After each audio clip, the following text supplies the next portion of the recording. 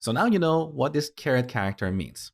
It means in this application, we can have a dependency to any version of Mongoose as long as the major version is 4.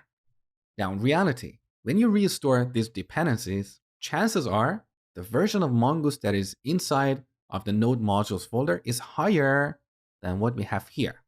How can we know what version is actually installed? Well, there are two ways.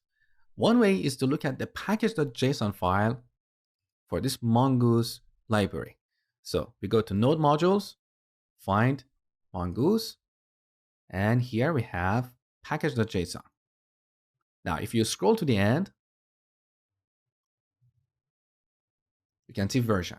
And this is the exact version that is installed.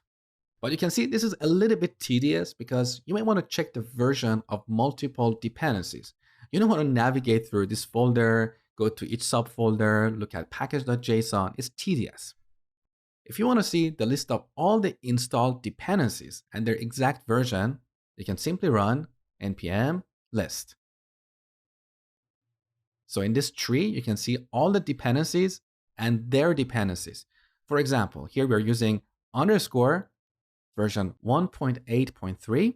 However, if you look at Mongoose, you can see Mongoose has dependency to async, and async has dependency on Lodash, and you can see the version of all these packages next to them. Now, this tree is a little bit polluted with too much detail. Maybe you're only interested in the dependencies of your application, not the dependencies of these other packages. If that's the case, when you run npm list, just supply a flag that is --depth equals 0. And now you can see only the dependencies of your application. So we have Mongoose and underscore.